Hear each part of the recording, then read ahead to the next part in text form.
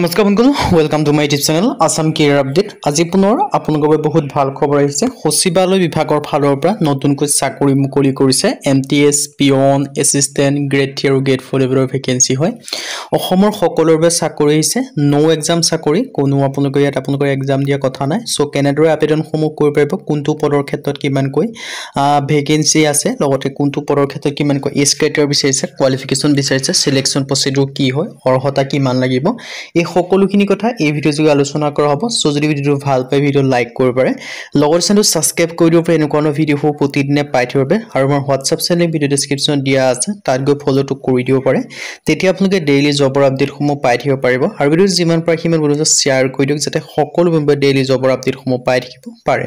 ইয়াত আপোনালোকে হৈছে সচিবালয় এমটিএছ ৰিক্ৰুটমেন্ট 2025 ৰ কাৰণে apply online for 17 multitasking staff vacancy লগতে অন্যান্য ভেকেন্সিসমূহ আপোনালোকে দেখিবলৈ পাব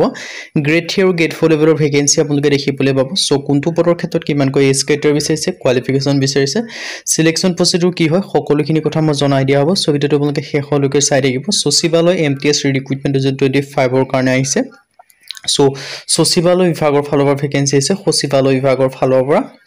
ইয়াত গোটেইখিনি ডিটেইলছ আপোনালোকে দেখিব পাৰিছে এপ্লাই অনলাইন ফৰ পোষ্ট 2025 ৰ কাৰণে জব অপৰচুনিটি আপোনালোকৰ বাবে মুকলি কৰি দিলে সচিবালয় বিভাগৰ ফালৰ পৰা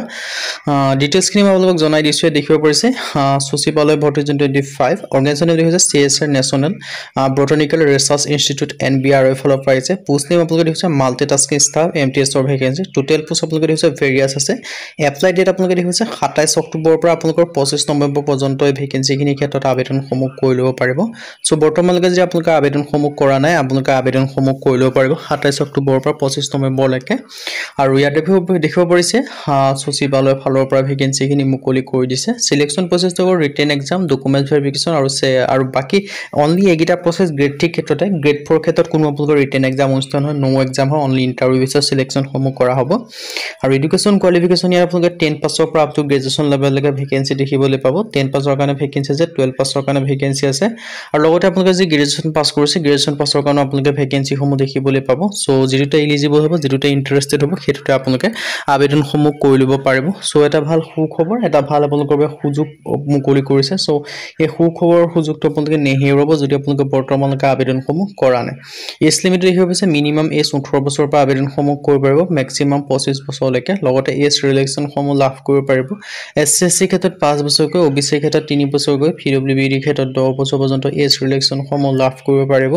আৰু ইম্পৰ্টেন্ট ডকুমেন্টছৰ ক্ষেত্ৰত পাছপোৰ্ট সাইজ ফটোগ্ৰাফ সিগনেচাৰ এনেকা আপোনালোকৰ বহুখিনি ডকুমেন্টছ প্ৰয়োজন হ'ব ইম্পৰ্টেন্ট ডকুমেন্টছৰ ক্ষেত্ৰত পাছপোৰ্ট সাইজ ফটোগ্ৰাফ সিগনেচাৰ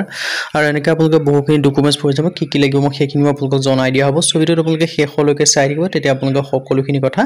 গম পাব আৰু বয়সৰ সময় হৈছে ৰিলেক্সেশনটো কৰাইছো SCSC ক্ষেত্ৰত আপোনালোকে 5 বছৰ যেটো ৰিলেক্সেশন পাব 18 পৰা 30 বছৰলৈকে পাৰিব OBC ক্ষেত্ৰত 3 বছৰ মানে 18 পৰা 28 বছৰলৈকে পাৰিব আৰু PWBD ক্ষেত্ৰত 10 বছৰ মানে 18 পৰা 35 বছৰলৈকে পাৰিব ইম্পৰ্টেন্ট ডকুমেন্টছখিনি জানাইছো passport size photograph signature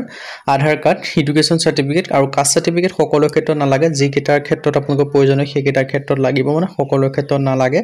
SC ST OBC তেওঁলোকৰ ক্ষেত্ৰত লাগিব বাকি জেনেৰেলৰ ক্ষেত্ৰত কোনো কাষ্ট সাৰ্টিফিকেট নাথাকে তেওঁলোকৰ কাৰণে কোনো কাষ্ট সাৰ্টিফিকেট দৰকাৰ নাই এছ প্ৰবৰ কাৰণে আপোনালোকে SSLC এডমিট কাৰ্ড নাইবা আপোনালোকৰ 10ৰ সাৰ্টিফিকেট দিব পাৰে সো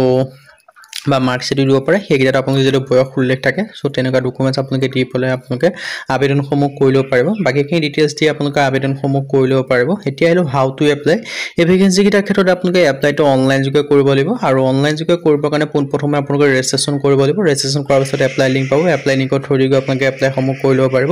মই আপোনালোকৰ এডভাৰটাইজমেন্ট আৰু এপ্লাই লিংকটো ভিডিও ডেসক্ৰিপচনত দিয়া থাকিব সেই লিংকৰ থ্ৰুদি গৈ আপোনালোকে আবেদনসমূহ কৰি ল'ব পাৰিব 25 নৱেম্বৰ লাষ্ট ডেট হয় সো তাৰ আগতে আপোনালোকে আবেদনসমূহ কৰি ল'ব লাগিব সো যদি ভিডিওটো ভাল পায় ভিডিও লাইক কৰিব পাৰে লগতে চেনেলটো সাবস্ক্ৰাইব কৰিব এনেকুৱা ভিডিওসমূহ প্ৰতিদিনে পাই থাকিব আৰু মোৰ WhatsApp চেনেল ভিডিও ডেসক্ৰিপচনত দিয়া আছে তাত গৈ ফলো টু কৰিব তেতিয়া আপোনালোকে ডেইলি জবৰ আপডেটসমূহ পাই থাকিব পাৰিব আৰু ভিডিওটো যিমান পাৰে সিমান শ্বেয়াৰ কৰি যাতে সকলো মেম্বাৰে ডেইলি জবৰ আপডেটসমূহ পাই থাকিব পাৰে সো 10 পাছৰ পৰা আবেদনসমূহ কৰিব পাৰিব আজিলৈকে পৰীক্ষাত লগ পাম